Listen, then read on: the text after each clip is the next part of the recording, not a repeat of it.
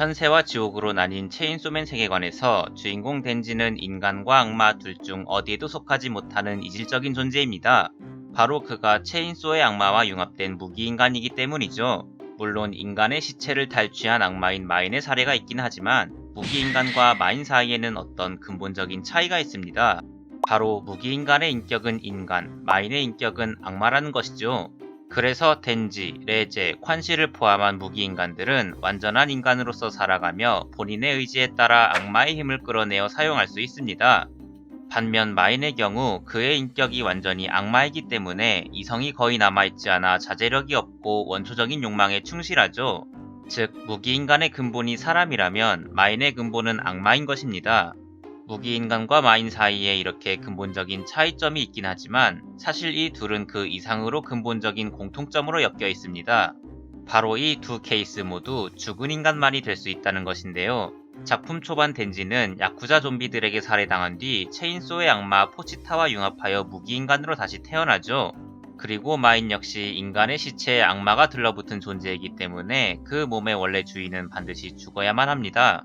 즉, 무기인간이 되든 마인이 되든 초인적인 힘을 얻기 위해서는 반드시 죽음을 경험하고 악마와 대면해야 하는 것인데요. 그런데 여기 한 가지 재미있는 사실이 있습니다. 바로 죽음을 경험하고 초월적인 존재로 거듭나는 스토리가 체인소맨만이 아닌 세계 여러 문화권의 신화, 민담, 기타 창작물 등에서 고루 발견된다는 것이죠. 북유럽 신화 최고 신이자 지혜의 신 오딘. 이승의 모든 지식을 손에 넣은 그는 지옥에 있는 새로운 지식까지 논보기 시작합니다. 지옥에 가고 싶어 고민하던 그는 파격적인 발상을 해내는데요. 아하, 죽으면 되겠구나. 그는 즉시 세계수 가장 높은 곳에 스스로 목을 매달아 지옥에 도착합니다. 그리고 그곳에서 마력이 깃든 문자 룬을 손에 넣은 뒤 숨이 완전히 끊어지기 직전 이승으로 돌아오죠. 그뿐만이 아닙니다. 이집트 신화의 오시리스, 기독교의 예수 그리스도, 그리스 로마 신화의 디오니소스, 한국의 바리공주, 드래곤볼의 사이어인까지 죽음에서 새로운 힘을 얻어 부활하는 이야기들은 신하고 만하고 할 것 없이 셀 수 없이 많습니다. 어떻게 서로 다른 문화권에서 이렇게 비슷한 내용의 이야기들이 서로 약속이나 한 것처럼 탄생할 수 있었을까요? 분석 심리학의 창시자 칼 융은 이렇게 시공간과 문명을 초월하여 세계 곳곳에서 나타나는 동일한 이미지들이 원형이라고 하는 심리적 작용에 의해 생겨난다고 주장했습니다. 그의 설명에 따르면 원형은 인간 집단이 태초부터 겪어온 무수한 경험들이 무의식에 침전된 것인데요. 이러한 무의식의 내용물은 어떤 전형적인 상징을 통해 의식 위로 떠오르게 됩니다. 예를 들어 세계의 여러 전설과 동화 등에서는 늙은 현자라는 전형적인 인물이 등장하는데요. 이 원형의 유래는 이렇습니다. 나이 든 사람들은 위험한 고비들을 여러 번 넘겨왔기 때문에 어려운 상황을 극복하는 방법에 대해 잘 알고 있습니다. 그래서 사람들은 인생의 가장 중요한 순간에 나이 많은 사람을 찾아가 조언을 구하곤 했는데요. 이것이 관행이 되고 습관이 되면서 무의식으로부터 늙은 현자라는 원형상이 산출된 것입니다. 그리고 나이 많은 사람이 지혜로울 것이라는 생각은 아무래도 인류 보편적이다 보니 교류가 전혀 없었던 서로 다른 문화권들에서 동일하게 발생한 것이죠. 이렇게 생겨난 원형의 예시들로는 신, 악마, 지옥, 괴물, 영웅 등이 있습니다. 그렇다면 체인소맨과 여러 신화에 나타나는 부활의 모티브는 무엇의 원형일까요? 분석 심리학에 따르면 그것은 인간의 자기 실현의 과정을 의미합니다. 부활을 하려면 일단 죽어야겠죠. 여기서 죽음이나 지옥은 무의식의 원형입니다. 일생을 의식 속에서 살아갈 수밖에 없는 인간에게 무의식은 지옥처럼 그 속을 알 수 없고 그야말로 죽어야만 도달할 수 있는 곳이기 때문이죠. 그리고 지옥과 죽음의 땅에 도사리고 있는 악마는 자아가 무의식에 억압한 개인의 불쾌한 부분들, 즉 그림자의 원형입니다. 그런데 자아는 지금까지 애써 은닉하고 억압해온 그림자를 대면해야만 하는데요. 그림자에 섞인 가치 있는 요소들을 억압에서 풀어내고 의식으로 동화시켜야 자아가 자기 실현에 가까워질 수 있기 때문입니다. 즉, 개인 무의식의 그림자를 의식에 통합시키는 과정이 지옥으로 들어가 악마를 대면하고 살아 돌아오는 부활로 표현된 것이죠. 하지만 그림자를 의식적인 인격 안으로 통합하는 과정은 도저히 만만치가 않습니다.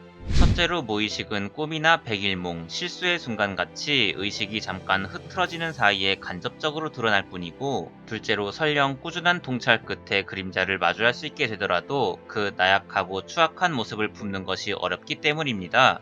마지막 세 번째로는 만약 그림자의 부정적인 가치까지 무분별하게 의식적인 인격에 통합할 경우 충동적이고 부도덕한 삶을 살다가 파멸할 수 있기 때문이죠. 그야말로 죽음에서 살아 돌아온 것만큼이나 고되고 아슬아슬한 과정인 것입니다. 지금까지의 설명을 토대로 인간이 그림자를 대하는 태도를 세 부류로 나눌 수 있을 것입니다. 억압하고 피하거나, 효과적으로 의식에 통합시키거나, 오히려 잡아먹히거나. 이 세 가지 경우들은 체인소맨에서 인간이 악마를 대하는 세 가지 방식에 대입할 수 있습니다. 첫 번째, 평범한 인간의 방식. 평범한 사람들은 악마를 보면 도망치거나 물리치려고 합니다. 두 번째, 무기인간의 방식. 무기인간들은 악마를 자신의 신체에 통합하여 그 능력을 자유롭게 사용합니다. 세 번째, 마인의 방식. 이들은 인격을 빼앗기고 악마로서 살아갑니다. 덴지를 포함한 무기인간의 수가 인간이나 마인에 비해 현저히 적다는 점을 생각해보면 그림자를 인격에 성공적으로 통합하는 일이 얼마나 어려운지 알 수 있습니다. 그래서 여타 창작물에서도 내면의 괴물을 받아들이는 일은 주인공의 자격을 확인하는 통과 의례가 되고 그 괴물을 굴복시키거나 먹히는 것도 아닌 친구가 됨으로써 성장을 이루는 것이죠.